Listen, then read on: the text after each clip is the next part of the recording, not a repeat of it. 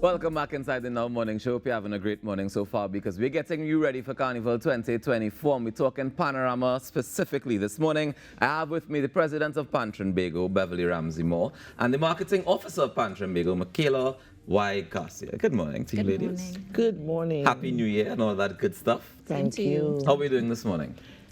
Very good. Excited. Now, I realized that we started a bit earlier than we normally would. So we had the single pan that would have started since, that was October or September? Yes, single pan was in November. November, all right. So first of all, how come the decision was made to move it a little bit earlier and open up the season a little bit wider? We have been doing that since about 2020. The pandemic? That's right, a little before the pandemic. Because in Pantrinbago, we have declared that there is no season for pan. And the carnival season is boxed into that January, February, hurry up quick before Lent. And we said, you know what, we needed every category to have its own space. And the experiences are different. Single pan, that's the nucleus of the evolution. And, you know, they were sort of in the back. And now we have given them that front stage, and the finals of single pan is held in the savannah. So these bands now have an opportunity to go on stage, and I can tell you, when they hit that stage, it's a show, it's a production. These bands come out very, strong, and our champions for this year, the season, the Panorama season, Codemasters, they were excellent with Dr. Cassandra. I saw the performance of that and I was blown away. Yes. But one of the things I was curious about was what was the turnout like for people coming to the single pan, being so much earlier than the season really? So what we do, we say to single pan bands, purchase 10 tickets. Right. So if we have 20 bands in the finals, you already start with 200. And I think it's a little more than 20 bands that we have. And so for that show, we know there is about 500 persons that will come to single pan. It was not like that before. So that is growing because it is in November, and it is growing, and we know it is going to get better and better and better. But we tell all the bands, you have a responsibility to ensure that your supporters are there, so you purchase the tickets first. Because I remember Pan started as a community-based thing, so it's supposed to be the community coming out and being able to support. Michaela, I've noticed that Pantrinbago has upped the marketing a lot. We see a lot more visuals, we see a lot more information coming out on a regular basis. Tell me what preparation has been like for the season of 2024. Things have been pretty hectic. We have been rolling out our integrated marketing strategy. And basically, we on social media, in the press, basically, we have been rolling out all the different events that are on the calendar of events. And so basically, we have been rolling out an aggressive marketing campaign. All right, so I know we have something coming up Saturday. Yes. That's the next thing on the calendar is Saturday. Yes, it's Saturday, and our theme, Rhythms of Steel. Feel it, love it, share it. So that's what we are promoting this year. When you're in a steel band jam, I tell you, it is something else. And on Saturday, Victoria Square, we have 30 small conventional bands. They will be fighting to dethrone Uptown Fascinators. And so we are there from 4 p.m. It's only $100. But we know it's a street party because that is what we like about Victoria Square. Yeah. The energy, the vibe. It's a street party, and there is always a large turnout. But we are still saying, support. Buy a ticket, come in, support. So the aspect of, is it be blocking off the road itself so that people, if you have to come to even view the pan at all, even if you're standing or you're not sitting, or if you come for the party, you can still have to buy the ticket, yeah? Well, hopefully we are hoping they'll buy the ticket. We have a strategy. We are going to block the road from Park Street. So we're not going to allow you to walk and come up and gather. So you still have to pay if you want to come close to where the bands are playing. All right. Okay. All right. But get close. We will allow you. You can get close to the bar.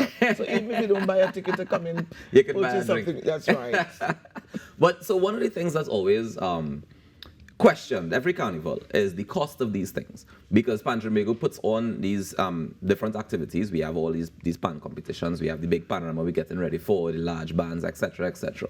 Do you have an idea, can you give us or share with us an average cost of what it takes to put on panorama every year, or the pan season rather? So we don't really look at it separating apart from what is invested for carnival. Okay. Government invests 180 million or 145 million. So government invests that in carnival activities. And the country itself generates over a billion in terms of economic value.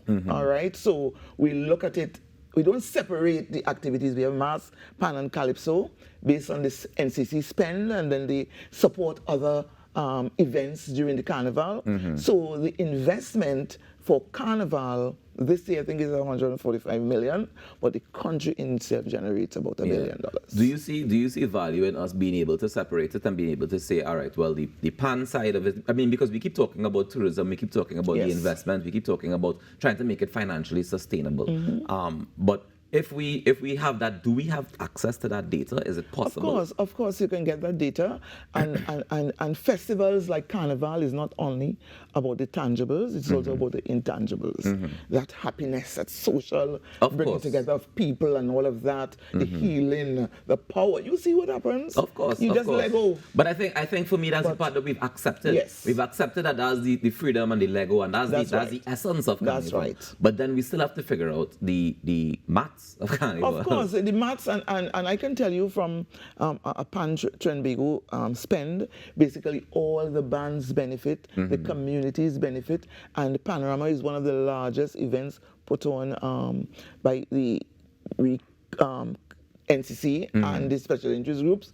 As you know, with the rapid marketing, we expect to up our gate receipts this year. To be able to generate more revenue. We generate a little over $5 million in terms of gate receipts for our events. In total, and that's for the season. Right, of course. Okay, well, that's great information, because that at least is able to make us say, well, all right, yeah, we know that it's making financial sense. Of course.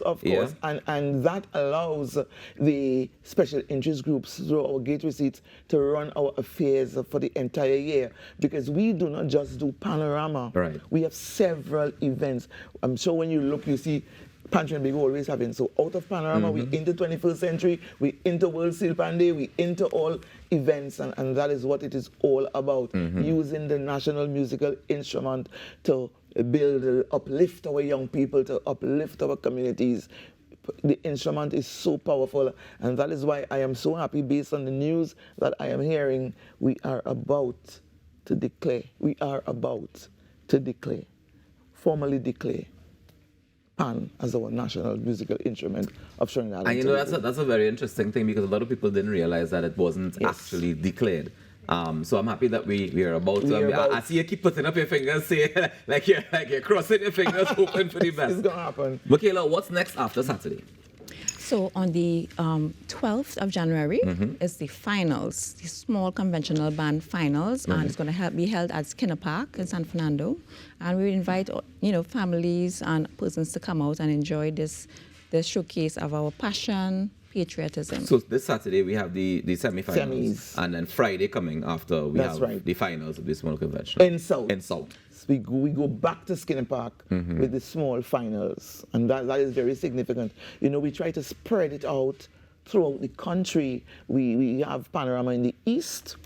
We are in Tobago with the medium finals. Then, you know, everything always happens in Port of Spain. So now we in San Fernando, look out, we are coming next week Friday. It's going to be a bumper time.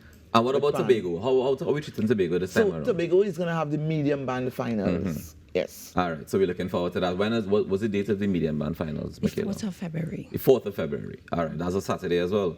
A Sunday. A Sunday? All right. I ain't had the calendar. I take any word for it. All right, so one of the things that always comes up every year around Panorama time is the idea of panists who play with several bands. Is that something that Pantrinbago do you even care that people do that? Well, what we have done, we have opened up the rule. You know, it was in the rules, it said that you could only play with one band in each category. Right. But it is not happening. And so one of the things that we have been looking at is not, at least we do not want to stifle the talent of our young people. But you know what? There are other social issues. You know, we've looked at it. There are several persons who only work during that band season. A lot of mothers, they're out there and they're playing with several bands. You know why? Because they're trying to raise that money. A lot of them are unemployed, but they are employable because they have the skills to play the band. And so we don't really want to deny them that opportunity. All we are saying to them is, when you go to play with a band, you have to put your correct name down. Right. So don't take anybody's idea and put it down. That's right, because you know the government has reintroduced the OPR. Players remittance. Yeah. And if you know, sometimes somebody might be playing with 5 bands and you put down 5 different names and so on. So we're trying to eliminate that, and we have the band leaders cooperating, and so we know that we have sort of narrowed that gap in terms of those persons who will want to do that. The bands have a responsibility to pay you separated apart from the players' remittance. Nice. I've one bacchanal question before we go. I realize this year plenty people like the song I'm playing in the back here, the Michael Teja DNA. Are there any plans to maybe limit how many bands can play a particular song in Panorama? We can't do that. There is nothing in the rule to prevent that. But I mean, the song is a beautiful song. No denying that. I tell you. But I don't know if we want to hear it. I remember the days when we used to hear the same song played by every band in Panorama. I am hearing some things in terms of one category, about 5 bands playing this one song, but I am praying to Almighty God that some of them change. Just to be able to have some variety. No, we're not against the song. No, we love the song, but we don't want to hear it whole night. That's right. We don't want to hear it whole night. But I mean, and it says a lot that our musicians inspired by it. I think it's great that they're inspired by this song. I look forward to seeing what some of them do with it, but I don't know if I want everybody to play the same song. I also want them to be able to explore some more. But we're hoping that we get some changes. But it's rhythms of steel. We're feeling it, we're loving it, and we're sharing it. And ladies, thank you. Saturday. Yeah, we just want to remind Trinidad and Tobago to be there on Saturday, Victoria Square, 4 p.m. 4 p.m. and it's only $100. We're talking, that's the small conventional band semi-finals taking place at Victoria Square this coming Saturday. Yes. This Saturday, 4 p.m. Tomorrow, yes. Tomorrow. Ladies, thank you so much for joining us this morning to enjoy the rest of the day and the pan season. Yeah. Hopefully we can check back in a little bit closer to when the jamming really starts. Of course. All right, we take a quick break and we come back to tell you about a so-called love story. Stay tuned.